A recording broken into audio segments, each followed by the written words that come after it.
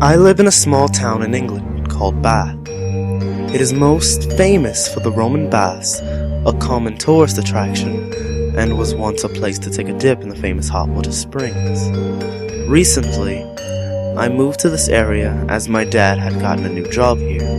This house we moved into was big, to say the least, and I was very happy with it until it started happening. It all started about a week after I had moved in. My mom was out shopping and my dad at work. My little brother was at his friend's house. I was home alone. After going on the computer for a bit, I decided to explore the house a bit. I had not been able to explore it properly, and it being a big house, I thought now was the perfect time to. I was quite disappointed though. Most of the doors just led to closets or boiler rooms. There was, however, one room I discovered as soon as I was about to give up searching. It was small with a low ceiling.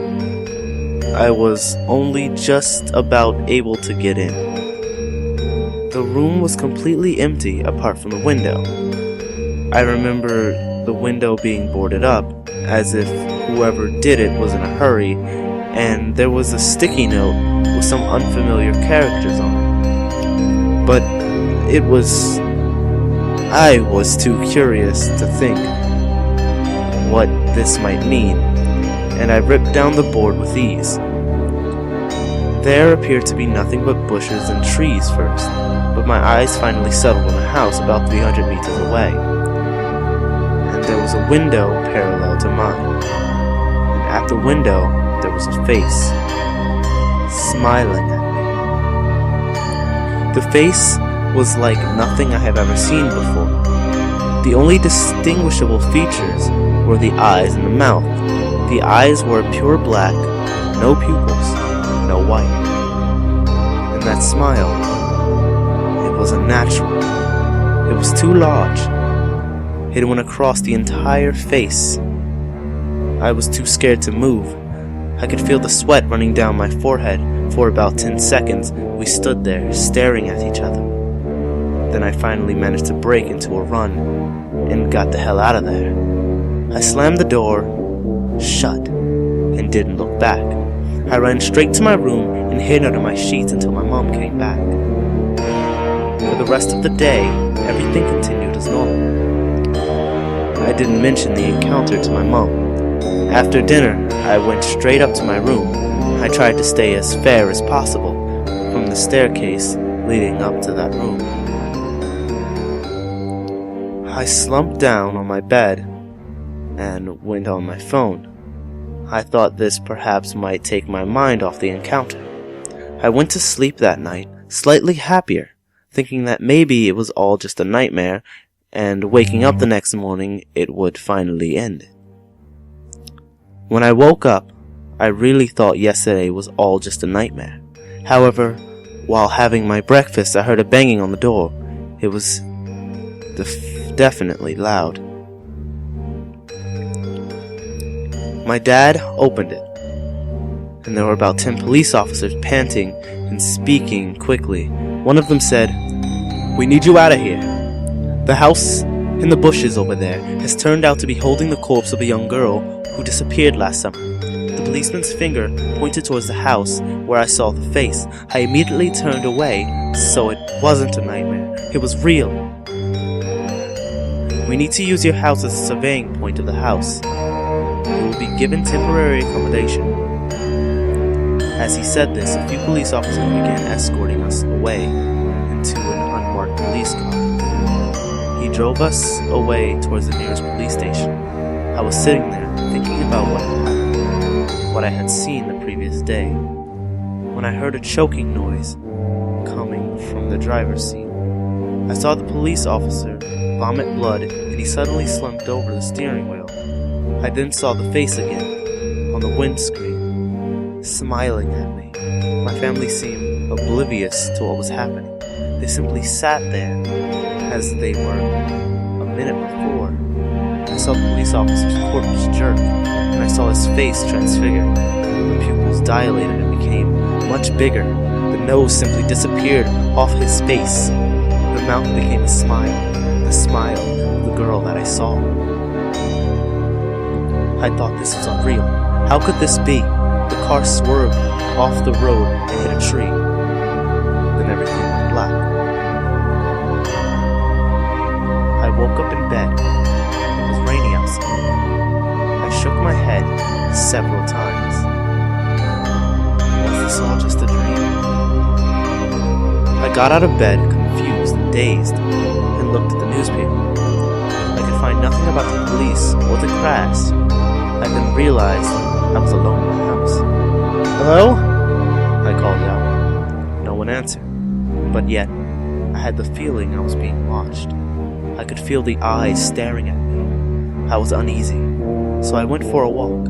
I was so focused on thinking about what had happened, I found myself bumping straight into the house with the girl in it. However, I did not see this in front of me. I saw my house with my family in it. Thinking it was my house, I entered the door. Suddenly, the reality hit me. This was not my house. My brain must have tricked me into thinking that it was my house. Now, I'm an active disbeliever of the supernatural. So, I simply thought this entire experience was just a trick of my mind. But, as I walked towards the door, I could tell someone was watching me. There was no doubt in my mind. I could feel the evil in the house. The presence of some being, overwhelmed me. I was sweating like mad. I tried to open the door, but it was locked from the outside. Some pranksters have locked it, I thought. I then knew I would have to turn around. I held my breath and spun around, but there was nothing there. An element of relief came over me. There must be another way out, I thought to myself.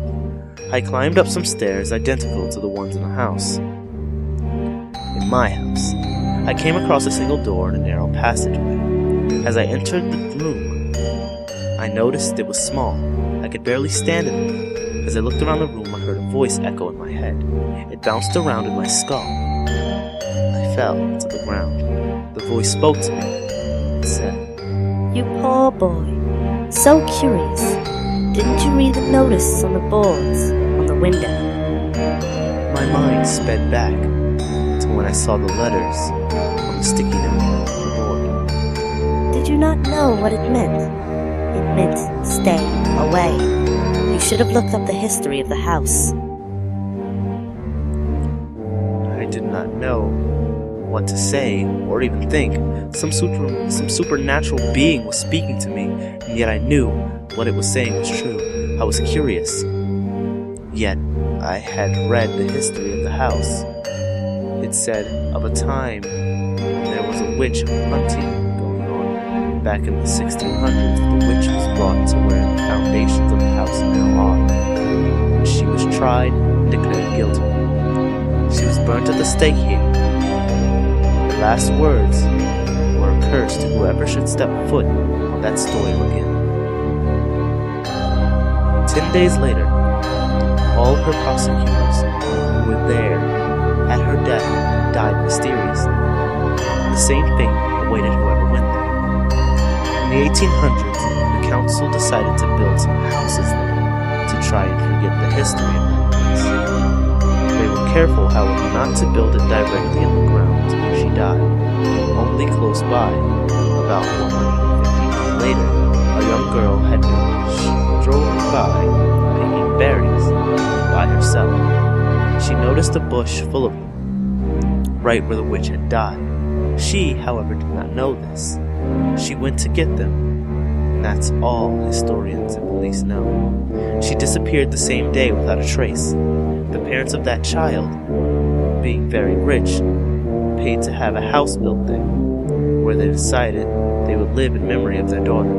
This, however, was not a good idea, as the parents disappeared 3 days after they moved into the house, vanished without a trace, just like the daughter.